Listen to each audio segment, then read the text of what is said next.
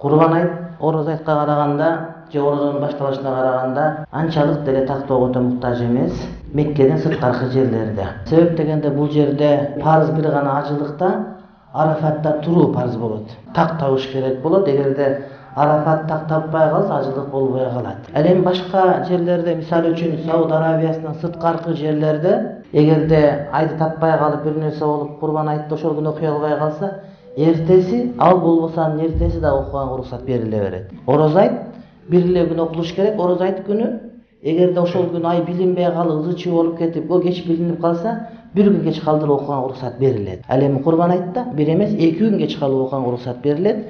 Бүгүн айт болсо, бүгүн окулбаса эртеси, анан кой союп курбандык чалып отуруп дагы болбой калса, бүрсү күнү окуганга чейин уруксат бериле берет. Анын үстүнө айт намазы Орозодун башындагыдай парз эмес, важип. Ошондуктан мурдагыдай катуу каралбайт. Молдолор дагы Курбан айтты белгилөөдө көп ызы-чуу боло бербейт.